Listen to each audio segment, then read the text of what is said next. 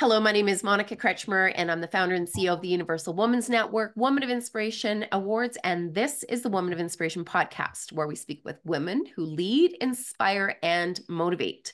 So today is a very special guest I have just recently met for the very first time at our awards in Toronto, Ontario, Canada. I'm here today with Sue Abu-Hakima, who is the co-founder and CEO of Alstari Corporation. She's also a 2023 Woman of Inspiration legend. This is her second award with the network, and her very first award was in 2021, if I stand corrected there, Sue. Oh, you're right. And, Sue, you are a game changer in so many different ways. And I'm excited to have this conversation with you because when you were talking about AI, nobody was talking I about know. AI. And Crazy. now it has exploded. So let me just read a little bit more of your bio for those that are listening or tuning in. So this is your third startup in AI, actually. You're an Correct. entrepreneur, innovator, and an author, and we'll get talking about your latest book. I know that you've showed it to me in the green room, so hold it up because we want to be talking about that new book because it's Very really going to be excited. pure gold for entrepreneurs. And it's actually called Entrepreneur. Exactly, exactly. So, Sue, 35 plus years in tech. And we're also going to talk about this industry of how we need to encourage more women into tech and even AI, which included running an AI lab at NCR and And RC yes. and startups AmikaNow and Amika Mobile. And what I find really, really inspiring is that you've been granted 48 international patents in AI. True. 48. Do you have like a room with all of these framed, Sue? No, because as part of our exits, right? You sell your patents, right? But that's really why people buy you is partly because of your patents and your credibility. So no, I don't have a room, but I do have some awards up there, and see, you can see the Legends Award somewhere around here, I I think. see There it it is. right over your shoulder Yeah, there. I here see the it is. bars. I spotted that immediately as soon as we got on Yeah. the phone today. That's it. That's got good visibility. I love it. I have it on all my calls.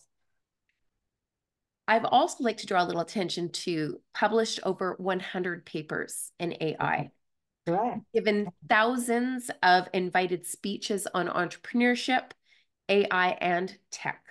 You've won Absolutely. numerous awards for innovation and entrepreneurship and was vested into the Order of Ontario and holds the Queen's Jubilee Medal for your contributions to the public safety of Canada. And that, of course, with the Queen's passing, is even more cherished, I'm sure, More Sue. precious. It's Absolutely, absolutely. I actually, it's a thrill to me to have received the Order of Ontario and then shortly thereafter received the Queen's Jubilee Medal. I think the Queen was a great example to us all. She was, she's one of these people who was somebody that we all looked up to. So I think whenever people felt hardship, they would think about the Queen. I mean, my goodness, she worked till she was almost 90. It's amazing. 70 years of service. It's like, who does that? She's amazing, really. So I'm a huge supporter of women and of course of STEM and all that sort of stuff. I've been an activist since I was 19, I think. So since my first days of engineering. So let's talk about those first days, Sue.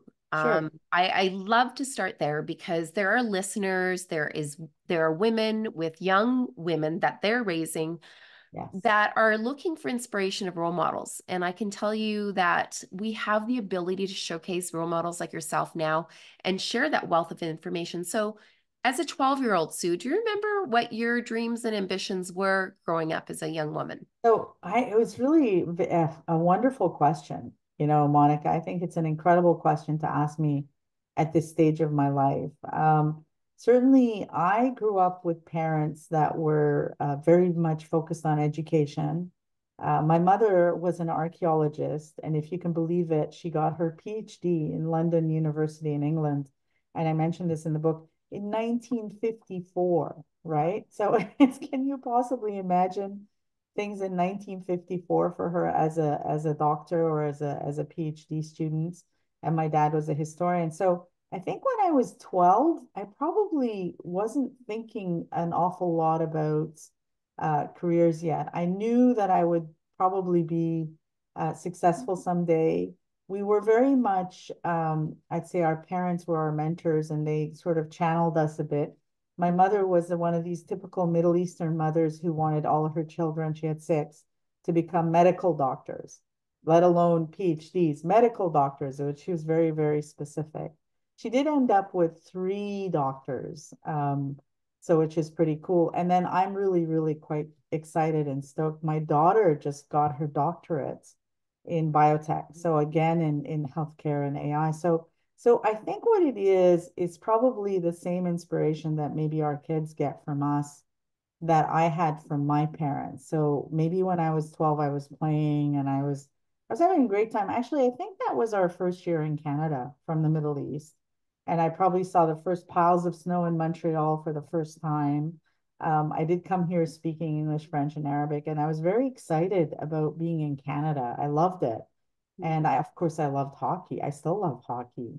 And the Canadians won the Stanley Cup probably. They did. They won it 5 times in my first 10 years in Montreal. So I think at that age, I knew probably that I would go to university. I probably would be in STEM and potentially I would become a medical doctor. Fast forward a few years later, and I believe when I was about 19, I had to write one of these essays. I went to CEGEP in Montreal, and you had to say what you wanted to do when you grew up or when you got your job and whatever. And I said I wanted to build robots. I actually was very excited about the idea that I could build robots someday. So that was what really, really was a bit of an inspiration for me. So I never got to build a robot, but at least I'm doing the brains and I did the brains of robots. So from that perspective, I think I sort of met a little bit of my targeted fantasy at some point in terms of where I was going to go when I grew up. So I would say to your young girls and boys, I think it's very, very important for us to inspire our kids and have them learn about the universe and space and science and the arts. And like, I think it's a very important thing to take your kids outside and show them a starry night, right? Or show them the aurora borealis that we all were blessed with seeing a few weeks ago. And there's just so much exciting stuff right now going on in terms of space travel and all these rockets and so on. So from that perspective, I think that's what you want to do is turn on your kids' curiosities. And I would say that's probably what my parents did for their kids. They really, really did turn on our curiosities. I would say that. So that would be my answer. It's a bit of a long one, but that's my answer to that question. That's a great answer. I love the pivot that you made, and I can only imagine the support while your mom has been, saying get a, study to be a medical doctor, but robots is not a bad not Yeah. a bad idea either. And so, were you ever challenged with being the only woman in the room? Did that Oh, ever come to always. your mind that you shouldn't be in that room because you Oh, chose that absolutely. lane? Absolutely. And I do talk about this also in my book, my recently published book, which actually, by the way, you can get it on Amazon now, apparently. I found out I didn't even know that. But anyways, I do know that now. So I'm often the only woman in the room. As a matter of fact, I was at a meeting of CEOs in Victoria this morning, tech CEOs, and there were only two women CEOs there in a room of about, I'd say 14, 15 CEOs. There was another young woman there, but she was the one taking the notes. And so if I had an opportunity, I would take her aside and have another chit chat with her about running the room next time. But I think for women and for young women, I often tell them what's interesting about being the only woman in the room is on one side, yes, you feel like you're by yourself and you want another woman to be there to be your friend. But at the same time, they always remember you. You stand out like a sore thumb and they remember you. You may not remember the other 14 guys that you were with in a meeting, but they will all remember who you are. And so from that perspective, you should learn as you go through business and your career, and in my case, in tech and STEM, to leverage that and expect bias. We had bias all the way through. I had a young man when I was in engineering school, my first year, who I thought was a friend, say to me, well, why are you here? You're just going to get married and leave the field. And, it was like, what? Who's saying this to me? It was the strangest thing. It was very sexist when I first went in. And I have to say that recently I was talking to a young woman. I won't say from which university because I don't want that university to get upset with me. And she's in computer science, she's STEM, and she's a few years into her program. And she said she feels very, very unwelcome. And I was shocked because I think, to me, having young women in STEM is like gold, especially computer science, because we're so short in that field. So, it was her mom actually who told me this stuff. So I said, just send her to me. And so now, I have her as one of my students that's working with us in the company. And that's something that I've always looked out for my entire career, in that I always look for trying to help young women in STEM, or trying to get more of a gender balance in my company so that people get an equal opportunity. But I think it's very, very important. Like what I do love about the Universal Women's Network is the idea that I came to it, and there are all these women from all over walks of life, and they have businesses, and when you publish your book, the 100, and actually I have it right here. So Women driving change. Women Driving I Change, have my copy here right favorite book. beside me. I love this book. And actually, Monica, I don't know if I told you this, but I dropped that book off to the Governor General um, of Canada last year because I hadn't realized I have 10 hard copies of it. I Yes. also dropped it off to Minister Champagne and Minister Jolie. And so several people in high levels of government now have this wonderful book. And what I love about this book is the chapters in there talk about women from all sorts of diverse backgrounds in this country, right? There are our mayor, who God rest her soul now, the mayor of Mississauga passed away, right? Um, and she was 90 and she was still the mayor. She started her mayorship when she was 54 years old. She That's ran for wonderful. Oh, there she 36 is. years. There she And I'm is. just looking for yes, Hazel Hurricane McCallion. That's her. And I feel she turned 50 when I turned 50 when she turned 100. Wow. And That I amazing. can't And even tell that you. that book, I think, and your whole organization, when I ran into it, really made me feel very welcome. And I love the fact that I could meet women from, people doing cancer research, women doing in universities, or women that ran colleges or that are in colleges, teaching the next generation, or Aboriginal people from all over this country, Aboriginal women, and all the really amazing things that they're doing.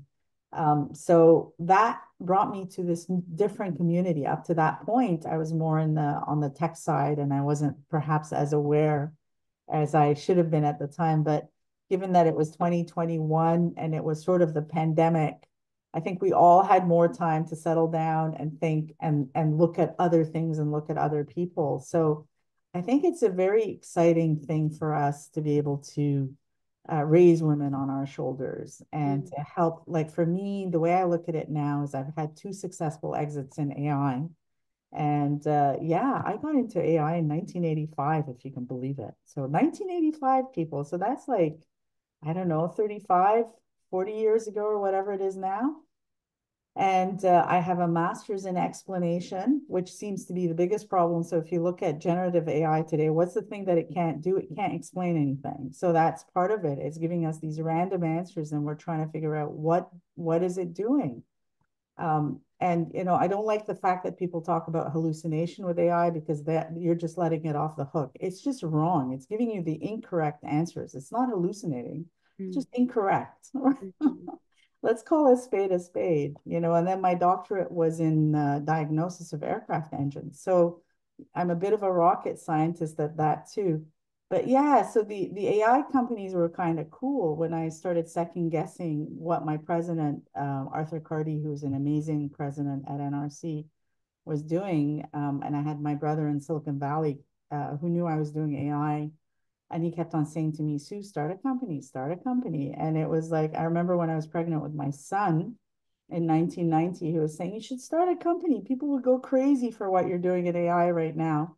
And I didn't, I said to him, you know, I might as well just shoot myself in the head, yeah, because I'm running a lab and I'm doing my PhD and I'm pregnant and you're saying to me, do a startup. So, you know, a few years after that, I did do my first startup and it was definitely partly inspired by him. And, you know, God rest his soul now because we lost him during the pandemic. We lost him to cancer, unfortunately. But, you know, Sorry to I hear know that. he's up there, you know, cheering us all on all the time. And then Arthur Carty was very encouraging of a lot of his senior researchers at the NRC government R&D labs to take their ideas and go out and do a spinoff. And so our first company, AmikaNow, which was looking at automatic content analysis, bringing summaries to your mobile phone. So turning your email into a tweet and putting it on a mobile phone. This is what we were doing in 1999. Um, he was very encouraging for us to get out there and actually start running a business. And it was really interesting for me because I would say in some ways as entrepreneurs, and yourself, you're an entrepreneur, we're naive. We think we can do anything. And I have to say that I hit that, and I call it a brick ceiling, as you know, I hit the brick ceiling when I was trying to raise financing from venture cap.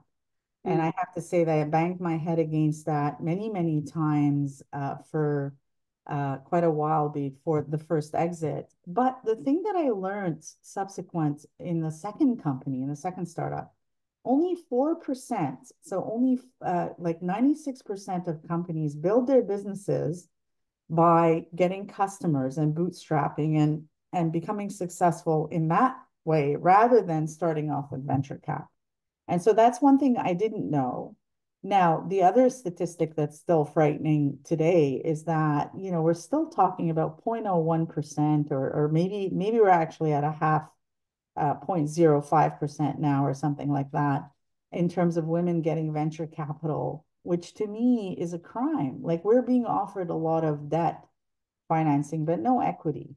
And even recently at my book launch in Vancouver, I was at this fantastic Accelerate 2024 event that Barbara Moa puts on, which brings a lot of women CEOs and executives together, including the banks. And we talk to them about things in terms of making things easier for ourselves. I challenged the panel again and I said, listen, people, we need $1 billion funds for women. It's that simple. And it should be an equity fund. Enough with these loans and don't have us put our houses on, you know, don't have us risk our house. So if you look at the loan agreements from a lot of these organizations that are offering women $500,000 of funding, yeah, you're putting your house at risk. You're putting your house up for collateral. And I remember when I brought this up to the head of BDC once, and he said, Sue, like, why are you so upset about this? We do this to men as well. And I said to him, why are you doing this at all? You know, you should not have to risk your house if you want to run a business in this country, if you want to build a business. And, you know, the small business is the economic engine of this country, right? And any country, as a matter of fact. So from that perspective, I still think we have a lot of work to do as women.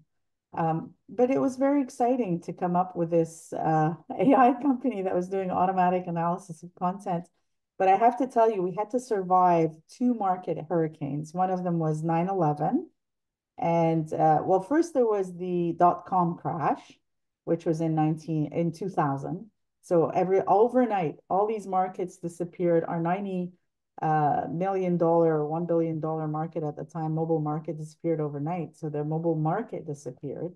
So we had to pivot. And what we did is we pivoted to compliance. So this is when people like Credit Suisse and Goldman Sachs and so on were all taken to task by the securities commissions and said, saying, why are you like these market collapse? Let's investigate it. And they find out, and they all started looking in the email. Well, our company was able to automatically look at the email and tell you what was the inside the content. And so that's really where we could tell you if the email was compliant with, Sarbanes-Oxley regulations or SOX or HIPAA privacy regulations, et cetera, et cetera. And that's when Entrust came and knocked on the door because their customers were saying, well, before I encrypt the email, can you please let me check what's in the email? And so that was our first exit. So that was quite something. And then we came out of that a few years after that. And then we started doing another company that was doing, because we still had the automatic summarization technology in the company, not the compliance, because we sold all the compliance business to Entrust. And the summarization, why we had it still in the companies, we had a government investment loan. And, any good NASDAQ traded company or regulated company is never going to want to buy anything that risks. And so they left that in there for our shareholders and myself to manage. And we then came out of Entrust and we got rid of the investment loan with the government of Canada. We settled all that stuff, which was great. And I was grateful for that because at least, there was somebody that would fund me. Okay, it was problematic, but they funded me. And then we started this company and we were looking at the summarization stuff, but then Virginia Tech happened. And that was a bit of, it was heartbreaking, completely heartbreaking to see these mass shootings occurring. And so then we decided, and in talking to my brother, God rest his soul now, he was saying the biggest request he was getting from university presidents at the time, he had a Wi-Fi company that he had taken public, is to have on a emergency notification on the Wi-Fi. And so at the time, we hadn't yet started that whole evolution. So then we very quickly turned around and we did the evolution to those products. And we started being able to notify emergencies on the Wi-Fi. But then one of the things we also realized is that because you don't always have people's email addresses and phone numbers, you have to automatically discover this. And so then we again innovated the technology, we filed more patents, and we could discover in a public place such as an airport, a trade show venue, a hotel, etc., people's not people's email addresses, sorry, just the inability to notify their phones. Right. So never took their information, their private information, like their emails or their phone numbers, or ever kept it. So just when they were in the area where you had our products running, we could automatically discover these devices and put emergency alerts on them. And so that became fantastic. And we kept on pushing the bar with our capabilities. Like when we saw the mass shooting numbers really go up, one of the requests I went to my team, it was funny because it would be like the catch me if you can features. They'd always say, oh no, Sue's gone away and found out about something else. I come back and say, we have to bring on this ability to, if you detect gunshot, to do a lockdown, send panic buttons on your mobile phones, do all that stuff. And so we came up with this really excellent integrated solution that was underlying it, where all these, multi-agent systems, it was all software based on intelligent agents and AI, but implemented with hardcore, C++ language underneath and some Java UI stuff and so on.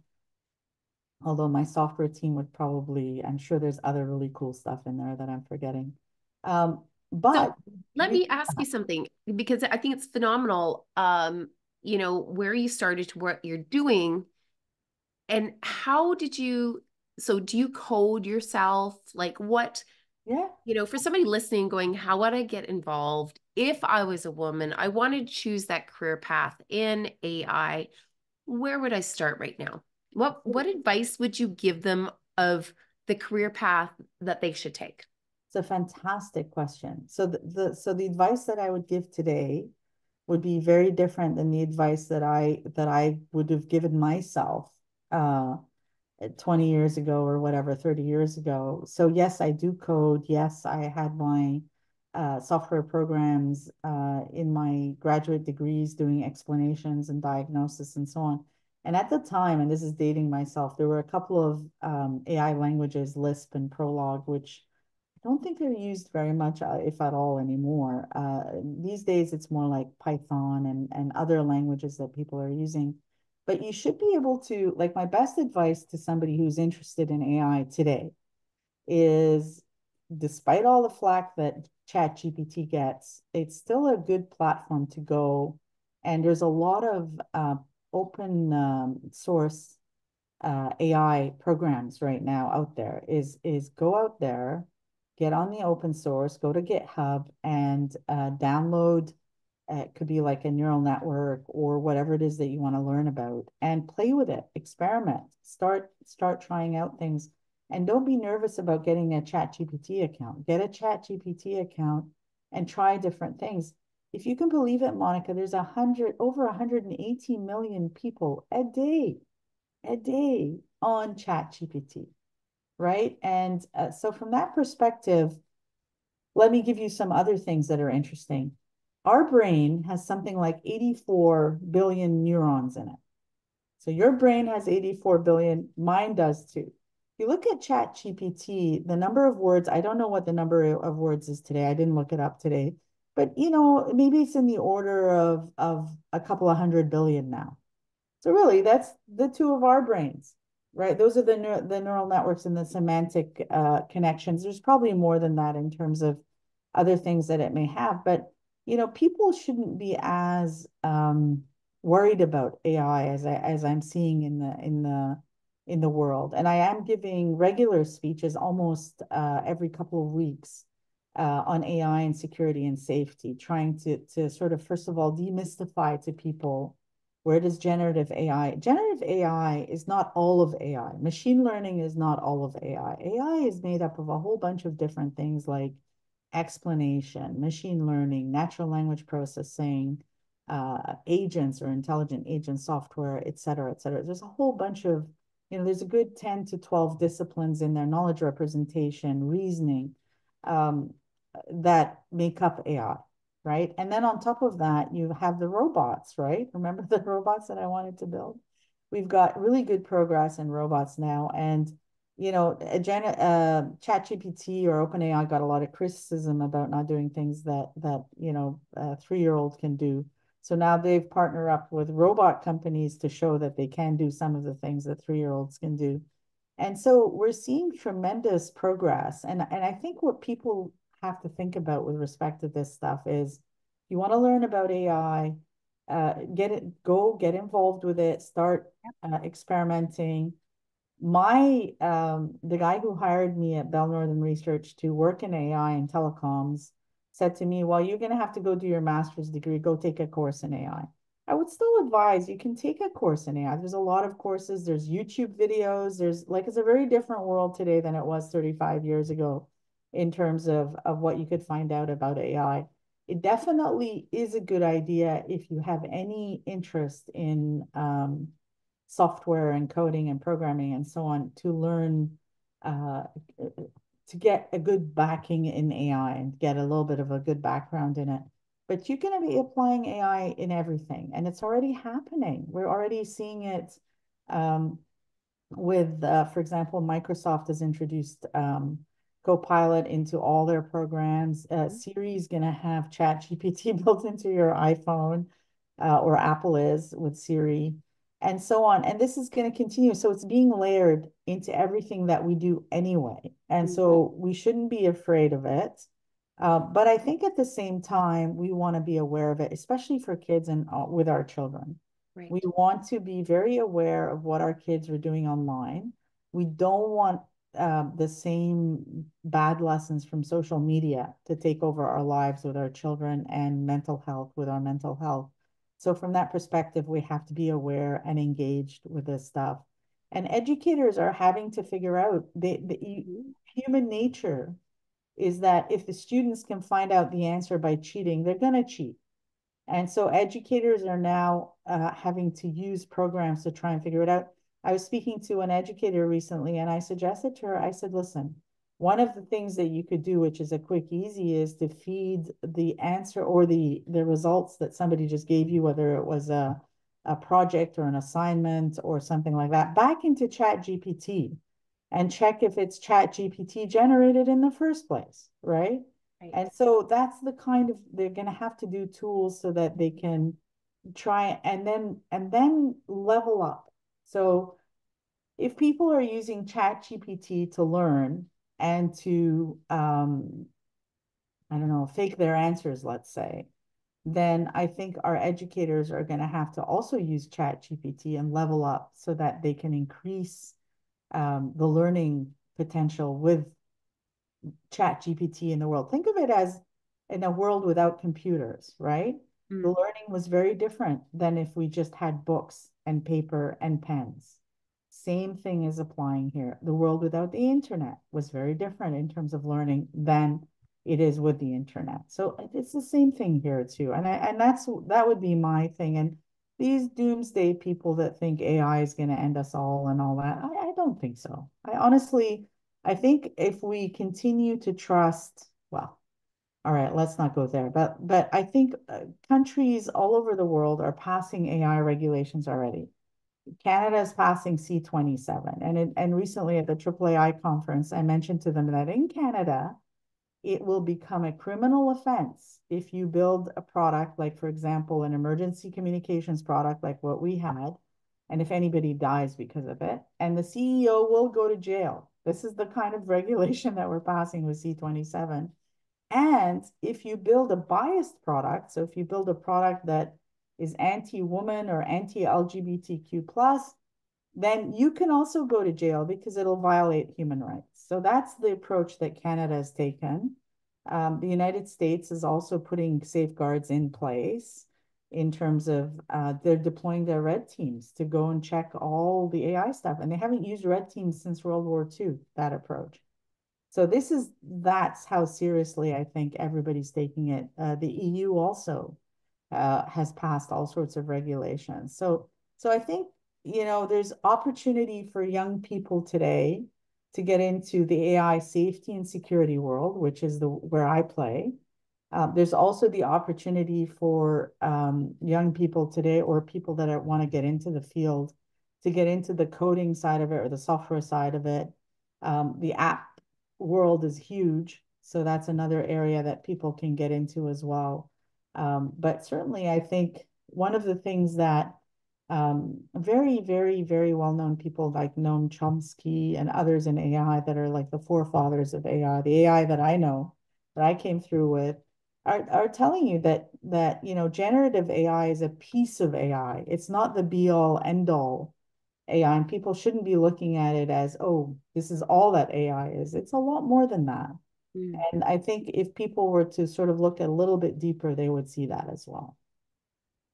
Well, that is a whole great big, like, there's so much, Sue. And when we started the interview, I didn't say that you're a change maker, that I see you are a change maker. Thank you. And Thank you. what I'm learning from you and all the conversations that we've had was you see opportunities. And actually, this is a perfect quote. Women of inspiration don't wait for opportunities, they create them. Absolutely. And I think Absolutely. that is what really raises the bar for others is they see women like yourself and role models where you see opportunities and you find a way of making it happen. Absolutely. And you pivot, you've done the pivot more than once. Exactly. Those doors Exactly. have been closed, but the closing of the doors have actually opened opportunities that you've now made and built for yourself.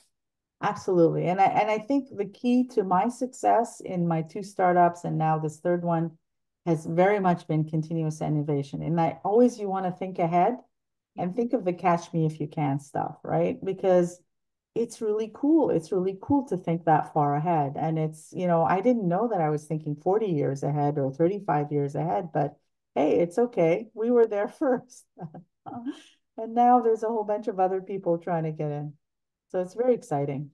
So let me ask you, it's not when you're trying to pave a road that hasn't been paved before, Yes. how do you stay motivated? It's a good question. So when you lose, it used to happen to us all the time where we would think, oh, we're going to get this customer. This is so excited. And we had wonderful customers. Like we had people like we had NFL teams that we were involved with, and we were looking at opportunities there, and we even sold into them. We had, in the state of Texas, we sold technology, which is kind of surprising for a small woman-led startup to do.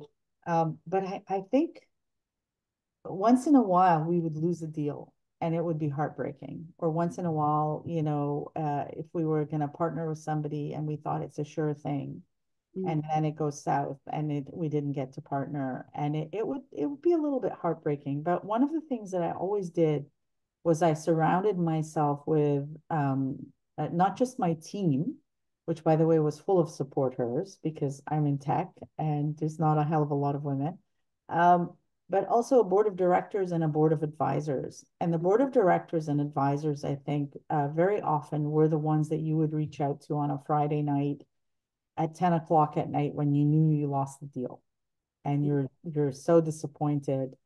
And they would just essentially, sometimes they would give you advice that you didn't necessarily take or not take, but knowing that there are other people in your corner was always really helpful. And then other times, what you have to do is just fail faster, is know that things will go wrong. You will make mistakes. And this is what I tell people is that, this book is intended for them to make other mistakes. So please don't make the mistakes I made, but I know you'll make mistakes because even in our second startup, we made mistakes, but we didn't hopefully make the same mistakes as in the first startup, right? Because it's always a learning process. But I think that's the thing is that if you fail at something, it doesn't go well, and you get depressed, what you want to do is work your way through it and find a way and a space for which you feel safe in, or where you feel safe to then go and work your way through it. Like for me, it's always been the swimming pool. Like I swim every second day. I still do my kilometer. Walking really helped, so that I would walk. I didn't always talk to myself, but perhaps I did once in a while. It's a fine line of insanity between being really smart and being crazy. So that really helped, talking it out, having a supportive network of family and friends, I think is really important because, as they say, no one is an island. So you really, really want to be able um, to look at that. And it was really kind of cool when my kids were very young and I'd come home and my son wanted KD, and he didn't care that I was a CEO or that I was running, multi-million-dollar company or any of that stuff. It's like he wanted KD. Mom, you didn't get KD from the grocery store this week, right? This is before all the in-home Right. delivery stuff started. From that perspective, that's what I would say is that when you're down and things are rough, it's really, really important to sort of reach out to family, friends, some supporters, and distract yourself, do other things that would help you work your way through whatever it is that you're trying to fix. And eventually the answer comes. And, it does become a little bit of a long job because you do end up thinking a lot about your business a lot. And I imagine the same thing for you, Monica. It's like a 24-hour a day job sometimes. Mhm. My doctor used to ask, she says, when you're sleeping, you must be still thinking about the job. And I'd say, yep, that's probably what it is it really doesn't go away. But it really is very satisfying. And it is a bit of a roller coaster. So sometimes there's really high highs Yep. and some really low lows. And the thing to remember is those other high highs will come back, and to think of ways to get yourself through that process and to move on to the next challenge. And I think it's really, really important. I was just recently talking to a gentleman who exited a very, very huge exit, made a lot of money. And he said, right away, they brought me one of those banker boxes and they said, put your stuff in it you're fired, right? The day that his deal closed, I think. And so, it's disheartening, but, he said, I made a lot of money. And so hopefully he goes off and does another company.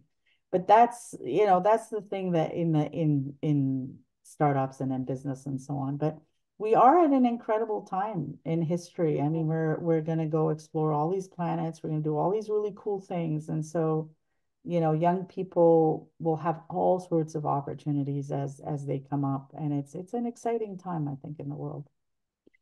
Well, what I would love to know, Sue, is you and I have talked a lot about, and you mentioned support hers. And as you know, part of my mission, my goal is to evolve the Universal Women's Network. So it's not just women. Yes. And then we started that process 5 years ago with Support Her. So I would love to hear from you as a female that has had not an easy path and the only female in the room. Why is it so important that we engage and we bring our male allies to the conversation, be part of the solution, not the problem? Exactly. I think it's extremely, extremely important. And I could take a page back, like there's all sorts of things that I could tell you. When my son was in grade 7, or was it grade 6? They had just come up with those little discs where you could actually keep storage, right? We didn't have things like Spotify or streaming and so on.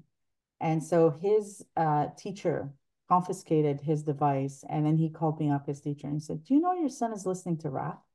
And I said, "Yeah." And he goes, "Do you know that they have terrible language in there and they say terrible things about women?" I said, "Yes, my son knows the meaning of the word misogyny."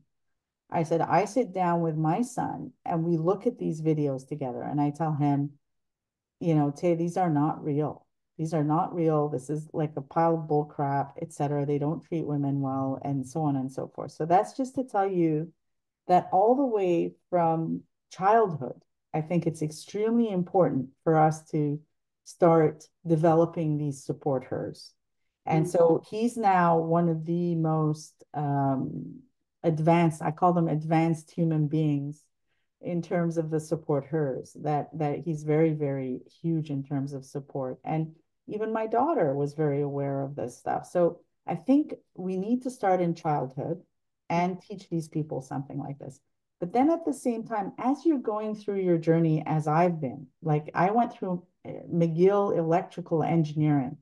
I don't know if there's any more, let's call it potentially sexist program to get into, right? And, that's when I didn't go on the medical path. I went into the engineering path. And so all the way through, and from the age of when I was young, from the age of 19, I've been sort of like I stick out like a sore thumb because I'm in a non-traditional field. But I have to tell you that at least 90% of the people around me that are men, that are support hers, like my husband, my son, my brother, my board of directors, which was most like I had mostly men on my boards of advisors and directors. My teams have mostly been men. My partners have mostly been men. And not only that, but the teams that I negotiated with for my 2 AI exits that were successful were all based men. So my lawyer is a woman, though. She's tremendous. Debbie Weinstein from Ottawa, who's done like hundreds of M&As. She's fantastic. And she says, "Well, you're the only woman that I have ever worked with that's done 2 exits," because this is unusual. Because even in the male category, by the way, this doesn't happen. So from that perspective, I've had a cast of thousands of support hers around me. And I think it's extremely important for us to keep the conversation going with women, especially women in business and women that are networking out there, that the world is made up of these 2 groups of people. So there's other women like yourselves that are working in business, that are doing great stuff, and they partner up with other women. They have services from other women in terms of, let's say, legal, banking, all that good stuff. But at the same time, there's also services for men that are the same way, that are very important to your journey. And because the world has been the way it's been for centuries, and women have been upcoming second class, up and coming second class to business class or first class, it's important for us to realize that we have to have them as allies and partners in this journey. And I love what you're doing with the Universal Women's Network, because you recognize this. You said, oh, wait a minute, it's not all about women, it's actually men and women. And this is how we're going to change the conversation. We're going to change the conversation, all the way through at schools and universities, in business and so on. And as these people are going through this, right? I think it's super important. Like, I have two adorable granddaughters now, right? And so from my perspective, I want tons of supporters out there, because I want their lives to be, yeah, I'm not going to say easier than mine, but hopefully easier, right? And even my daughter, like, she went through a very non-traditional field, Nashira, and she's now got her doctorate, which is awesome. But she had to go through all this stuff as well. And I tell people it's been more than 100 years since my mother was born. She was born in 1923, and God rest her soul, of course. But we're still having these conversations, and she helped pave the way to some extent for us. But we just have to continue. And I think the supporters are so important in this conversation and in this journey for all of us successful entrepreneurs. It's so important. Music to my ears, Sue. And I hope that there's men listening, because I think, and I talk about this a lot, is we all want to be valued. We want to be Absolutely. valued for Absolutely. our contribution that we're making. And Absolutely. a lot of the times, the conversation that I've had with support hers is nobody's asked me. I immediately Interesting. walk into the room Yeah. and people see me as a typical white male that is not tuned in Yes. to the barriers that exist for women. And I'm talking to more and more men like that, going, thank you for asking. And so, Oh, Sue, thank yeah. you for sharing that, because I think it's really So important. important. The It's media's so played important. us against each other for a very long time. And I think now it's time to turn the tables and really, focus on the top. I always say there's three buckets: the ones who get it and are Yeah. doing something about it, the ones that get it but don't really know what to do or how to get started, and Yes. then the bottom third, which we don't even worry about, because we want to work with people that we like and we trust and Exactly. our values align. And Exactly. that's it. Well, I think it's absolutely, Monica. I think it's really, really important to bring them into the conversation. And just a tiny story for you. I remember being invited to a CEO meeting in Ottawa with one of the premiers. And at the time, I was talking about how difficult it was to raise venture capital for women. And I spoke about my journey and the fact that I was angel backed, and customer revenues is what built us up. And I was asked what was the bias, and I said it was an implicit bias. There's an implicit bias in this country, and as a matter of fact, I found out later it's also in Silicon Valley against women. And I think the more, and so the little story is that when I left the room, and then I was talking to my other colleague CEOs, because of course I was the only woman CEO in the room, only woman tech CEO in the room, and they said we didn't know. We didn't know. And I had several of them coming up to me saying, wow, my venture funder continuously tries to offer me more equity and more money, right? We didn't know. And they all get upset, because they all have, some of them have wives, some of them have daughters, some of them have mothers in business, et cetera. And so they're all quite bewildered by it all, but they understand the battle. And so I think the more that we raise the voice, the more that we speak to these supporters around us to bring them into the conversation, as you're saying, the more support that there will be all around, and hopefully a more balanced conversation will occur. I think it's just so, so essential. Really, really essential. Well, and I could not agree more, which is why that is an important question that we had to get to today.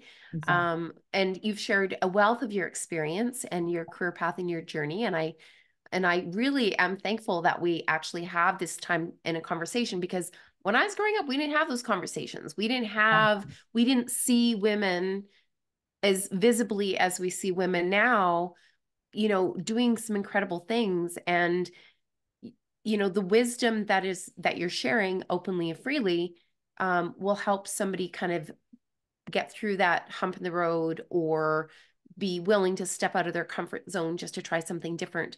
So I have a couple more questions for you, Sue. Okay.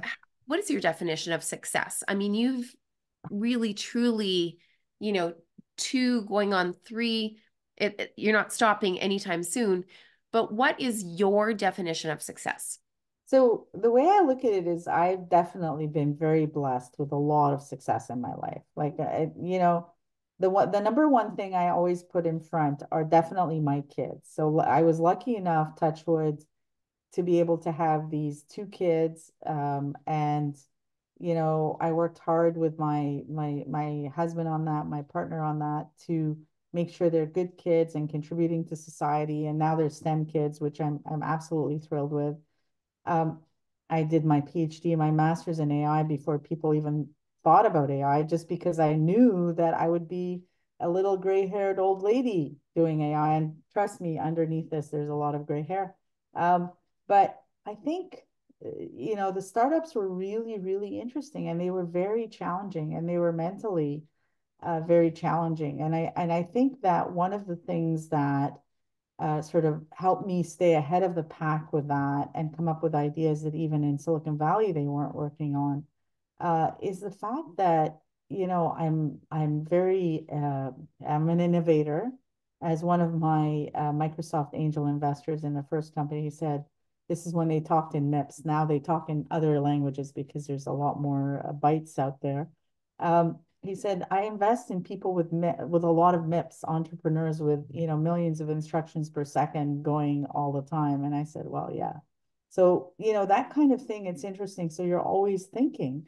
Mm, But I'd have to say, touch wood, my definition of success is you want to get somewhere in your life where you are happy with what you've done, and looking forward to doing other things that also make you happy. And as you get older, you become a bit wiser. It's not about accumulating baubles and trinkets and diamonds and pearls and all this other stuff like the songs say. It's really more about moments. It's about moments in life that you look fondly back at and you say, yeah, right? And I don't know if that wisdom came to me after I sort of had granddaughters, but certainly I think it's all about moments in life, and good moments in life, like this one. This is a really good moment in life. mm, Meeting you the first time was a good moment. Getting these, wonderful books published. These are wonderful moments that we've gone through. And so all the women involved that you're involved with, that I'm involved with now because of you as well, and in my own activities, um, they're all so important. And so that to me, it definitely it's having that ability to just be calm about things and say, okay, I'm breathing a little bit easier now. So let me get through things. And mm. so that's what I say. So I don't know. It's a bit of a long question. I mean, sort of a long answer, but I I'm completely blessed. understand your answer. Yeah, I completely get it. exactly. Like, Exactly. you work so hard all the way through, and there's a moment where you finally feel that you can breathe. Exactly. Exactly. So you go, okay, all right. I feel good. I've done good. And that's very important, is the messages in our head, right? It's Mm. always very, very important. And women suffer this more than men, I understand, where we have to put positive messages in our heads all the time. Like, well done, Monica, well done, Sue. And you put it in your head and you visit it once in a while. And I think that's really, really, really important. It's good. I think it's good. Beautiful. Well, I have another question for you, and I ask this all the time, and I'm sure you've been through this question a lot. But why is it so important to celebrate the achievements of women? Oh my goodness, it is so essential. And I have to say, if the pandemic wasn't a lesson for us all, There are a lot of lessons out there. If you look at the pandemic and you think about it for a minute, all those nurses, all those doctors, many of them women, a lot of them lost their lives, all the people at the grocery store, all the people running retail and so on for us all.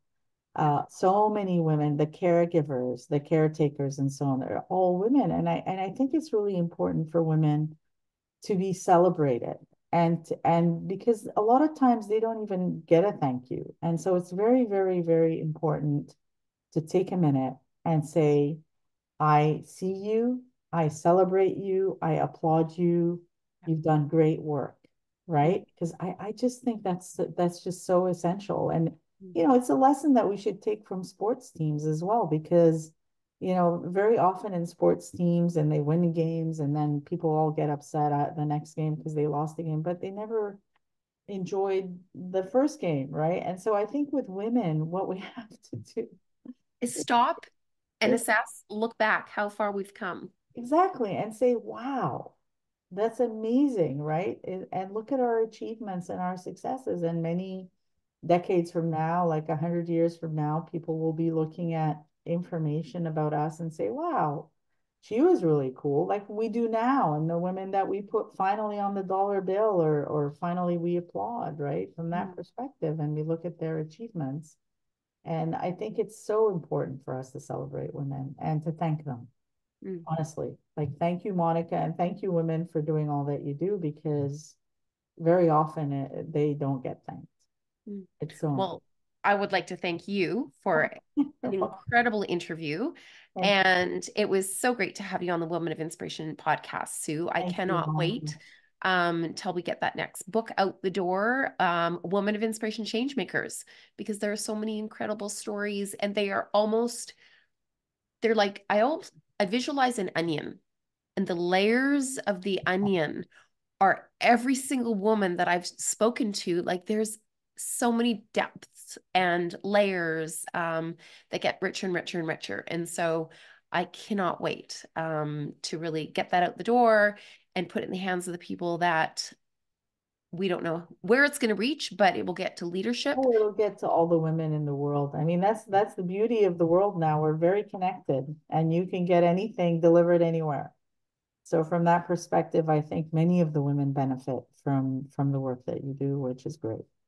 Well, I know I just shipped off a whole case of books to a leadership team that is empowering the leaders within their organization. So he says, There you go. all of my female leaders need to have a copy of the book and they need to read about these inspiring stories. So That's wonderful. the ripple is far reaching. Let me just say that.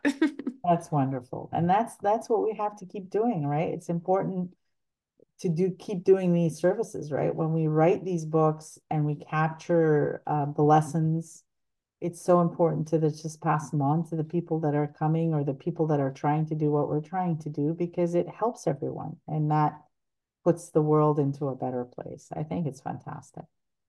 And my very last question, Sue, is your definition of a woman of inspiration, because of course, this is the Woman of Inspiration podcast. Well, you are a woman of inspiration to me for sure. But I would say, I think Heart, you get a heart. that's right. You get a heart back. I A always feel big, a like you big do a one, good Sue, job. right back at you. I think a woman of inspiration is somebody that I look up to. Like certainly my mom was a woman of inspiration, like an archaeologist taking her students out to a dig. And, I was like out in 1955 or 56 or whatever in the deserts outside Jordan. So that's incredible. So things like that. There's so many women that are completely inspiring in this world with what they do and their dedication to things that they are passionate about, that have the passion. And even when they're unwell, like even if you think about Princess Kate now, and everybody in the world is rooting for her, she's very passionate about what she does and all the things that she did. The Queen of England was incredible. Indira Gandhi was another woman that I always looked up to, and I was heartbroken when she was gone as well. So I think women of inspiration are people that we they sort of help us rise above the mundane and the day-to-day, and we look at them and we say, wow, I want to do that. And sometimes it's just the person that you see every day walking their 10K, right? And you think, wow, this lady is 80 years old and every day she walks her 10K. Isn't that inspiring, right? And Hmm. then other ones climb mountains or fly into outer space like the astronauts. So at any point, there are so many women out there that are so inspiring. The medical doctors that we have, the ones that go into space, the people that we meet at the grocery store that are in those jobs for decades and they love them and they love chatting to you. So I think that's what it is. And I think it's important for all of us that are women of inspiration to really pay attention to the next generations that are coming, right? And I do worry a little bit about the ones that had to do all their schooling during the pandemic on Zoom rather than meeting their peers and working with the professors and so on.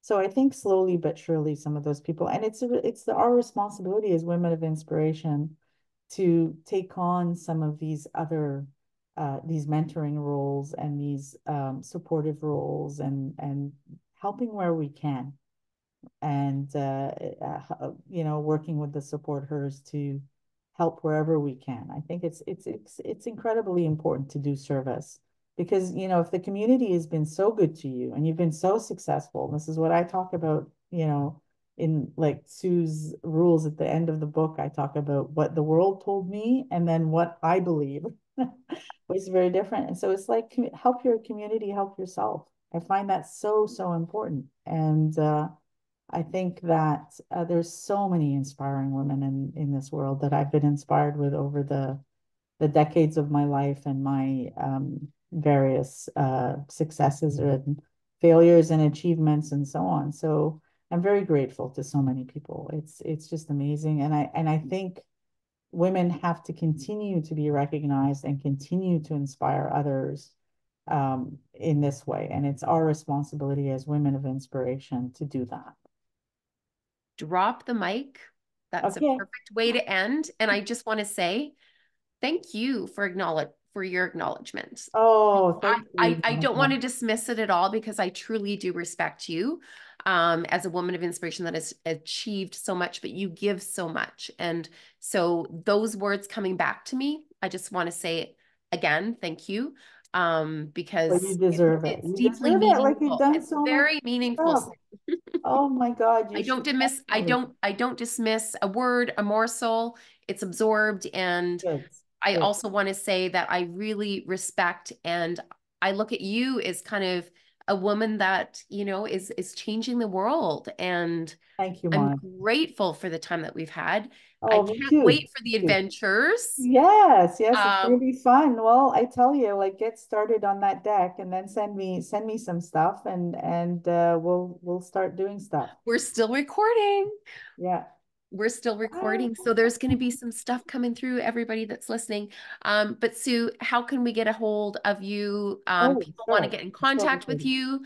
The book is on Amazon. Where can they find out information about your new book, the entrepreneur book that you just released? It's called The Entrepreneur, Heretic or Hero of Innovation, Lessons Learned from a Two-Time Successful AI Tech Startup Entrepreneur.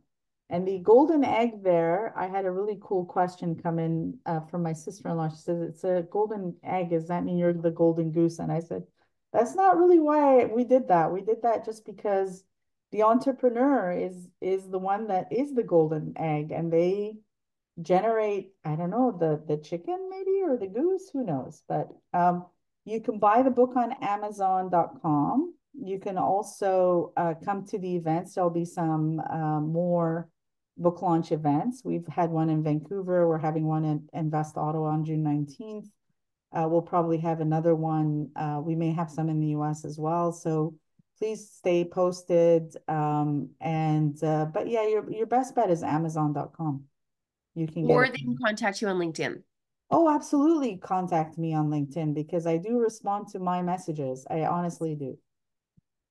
And Fantastic. we'll get you a book. If you need to get a book and you don't know how to get it, we'll get it to you. Don't worry. Amazing. So we're going to wrap this up, but I want to say thank you again. And to those Thank that are you. listening, I hope that you'll probably want to listen to this again because it has so much knowledge. And I want to tell those that are listening to please share it widely with your network, because there will be somebody that needs to hear these messages and the conversation that we've had today. So thank you to our listeners. Thank you to you, Sue. And I'm really looking forward to the path ahead to inspire some change with you. So thanks, Sue. We'll see you on the other side. And Thank you.